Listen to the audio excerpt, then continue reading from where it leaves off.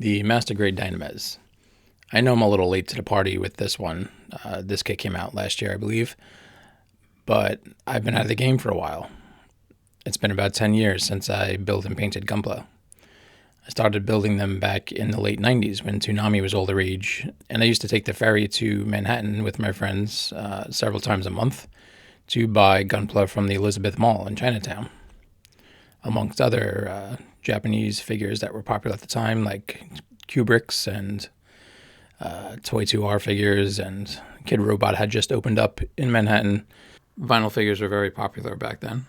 Anyway, I've been building a bunch of the kits that I had left over sitting in my basement for, 20 years. And I decided to get some new kits. The Dynames was the first kit that I built from the newer generation of master grade kits. And I have to say, the engineering in these new kits just blows the old kits out of the water. I've seen people say it before. I didn't think it could be that much better, but it is. It is, and it kind of makes me not even want to mess with the older kits, especially the older kits that have new iterations. So I might have to just sell those and buy the new ones anyway. So I broke out my airbrush. I used to be pretty decent with an airbrush on Gunpla kits and also, movie props and things like that. But being that it's been so long since I actually used it, I was a little worried that I had lost my dexterity to do gradients and shading and, advanced techniques with an airbrush. And I was a little scared to mess up the kit. So I started by painting an old kit that I had, the Master Grade Titan Mark II. And I just straight painted it, the colors it was supposed to be, but it's just boring. It's not dynamic. It's just colored. And it can look good if you color a kit that has like a lot of detail, surface detail and panels and stuff that you can make different colors and make it really visually appealing. But something that's uniformly basically one color, it's just a boring look. So I figured, fuck it, I'll just go for it and see where I'm at on this Dynames kit.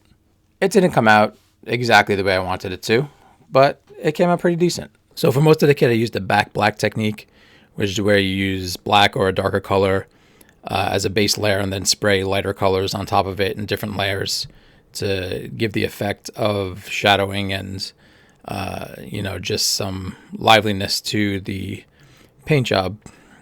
I'm not really a fan of the pre-shading technique.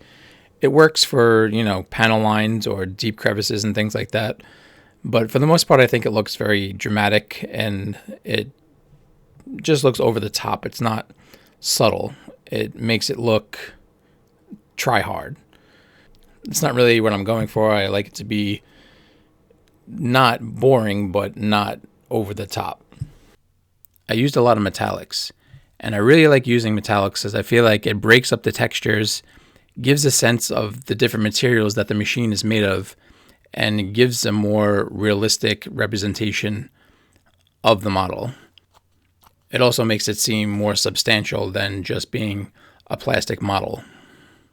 And if you think about it, usually with heavy machinery, industrial machinery, war machines, even like your car's engine, the internal parts, the joints, the moving parts, they're not painted because the paint would scratch off. Unless there's some kind of specialized coating on the part for lubricity, it's usually just the raw metal. And that's kind of the look I'm going for here. I also think it just makes it look a lot more interesting, especially when you have flat finishes or semi-gloss finishes contrasting with the metal. It just breaks up the look of the model instead of just using gray paints for the parts that are supposed to be exposed metal. The whole inner frame, I painted in mostly Starbright Iron. And you can see there's a lot of Alclad magnesium, which is a color I really like because it gives it the metal look, but it's also a flat textured metal. And you can see also on the GN Shield, I did some Starbright Iron in between the armor plates. And I really just like the new generation paints because they actually look like metal. And that's because, they are. 10 plus years ago, the paints that I use kind of are just like emulating metal and kind of look metallic. But the Alclad and the Gaia Notes, like they're actually metal. They might have had that back in the day. I never was really exposed to it. That might just be a factor of not being available to me like it is now with the internet and e-commerce. Metallic paints today are pretty much like cold casting, where it's actually real metal and it's just being applied in a medium rather than, plated. You can also see throughout the model, I enhanced the GN cables with this cheap green iridescent automotive tint that I got on Amazon, like a big roll of it for $6. And it just makes the cables look so much more lively. It makes them look like there's actually some kind of activity going on in the cables, some GN particles flowing through. It's mirrored, it's iridescent, it changes with the light, and it's just so much better than the GN cables that come with the kit that are barely iridescent and kind of look like crap in my opinion. So I used that tint on all of the GN cable parts, and how I installed it was I just stuck it to the front of the parts that come with the kit and then cut out the excess from behind. The GN drive LEDs are the LEDs that I was talking about in the last video I did about ordering them from China. They're the animated GN drive LEDs, so it spins in the back, kind of like the Exia Perfect Grade LED kit does. And the front LED has some pulsing animations and different intensities. I installed a Pico LED into the head, and I got these from eBay. I know there's another company that a lot of people in the community are using, but they're kind of a ripoff. I bought this kit on eBay. It's 20 Pico LEDs that are wired for $15. So that comes out to be about 70 cents a piece, $15 shipped.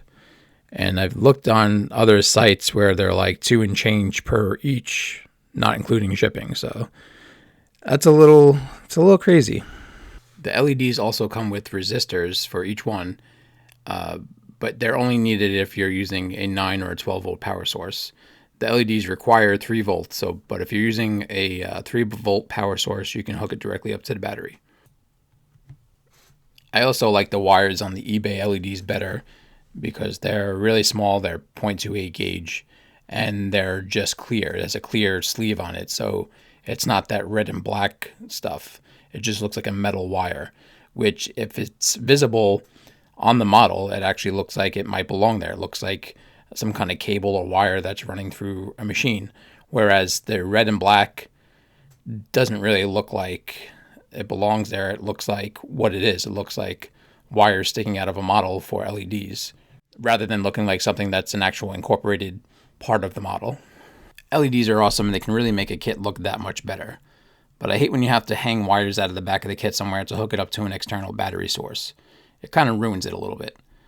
Luckily, the PCB board for the chest LED, the one that I got from China, actually had some like auxiliary power solder pads on the front, and I was able to solder the wires from the head LED to the chest PCB board. Now when I turn on the chest LED, it also is connected to the head LED, so when I turn on the chest, the eyes and the sniper camera also turn on, which, if you didn't watch my last video, turns on with magnets. You don't have to take the drive out of the model to turn it on. You just wave a magnet in front of the microchip.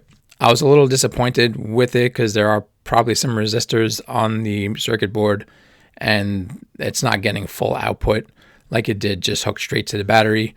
But that's a little bit of a trade-off for having the wires neatly tucked inside and not visible at all, and not having to hook it up to an external power source.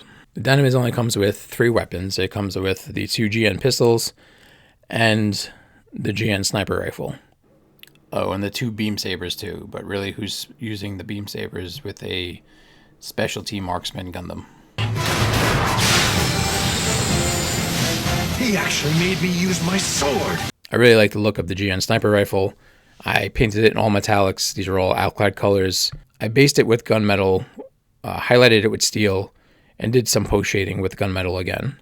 The barrel I did in airframe aluminum, and the muzzle part is magnesium at the tip, gunmetal, and then the connecting piece in copper. One thing that sucks is the GN pistols will wear if you're pulling them in and out of the holsters on the calves. So if you plan to take the pistols in and out of the calves frequently, you might want to get in there and sand down the sliding point. I don't plan on taking them out too much. I'm definitely going to pose him with his sniper rifle, so I'm not too worried about it. Here's a picture of all the paints I used in this build. If you're interested in knowing which paints I used, I'll leave a link in the description for this picture. I used this Simp Water slide decals for this build, and for the most part they're okay. The larger size decals are pretty good. The smaller ones, the details aren't really that great. The definition isn't really that great, but they do the job. And I only had silvering on one, the Celestial Being logo on the back of the smaller plate of the GN shield. There's a bit of dead space between the actual logo and the Celestial Being word. I should have cut out a little more of it. I didn't realize it was there until I slid the decal off. I figured it would dissipate with using Mr. Mark softener, but it did not. And that's even after applying a coat of flat clear coat, Mr. Hobby GX flat. But it is what it is, and you know, I really can't complain that much. For the most part, they all look pretty good. So this kit was really fun to build and paint. Like I said, this is one of my first experiences with the modern master grade line, and I was quite impressed. Most of the UC series are definitely my favorites, but outside of UC, 00 is definitely a close second. And the Dynames is my second favorite mobile suit from the series, behind the Exia, and Lock-On is my second favorite Gundam Meister, behind Alleluia. So let me know what you guys think. I'm inviting brutal honesty. You know, I want to grow and become better at this hobby. So if you have any tips or guidance, or want to point out something that I did wrong or something that I could have did better, or even if you want to be a condescending stain, that's fine too, as long as you know what you're talking about. So if you like this build, do me a favor and hit that like button. It helps me out with the algorithm. And consider subscribing. I have a pretty substantial backlog, and I have very poor impulse control. So I just keep buying more and more and more, which I will build and paint and post on this channel.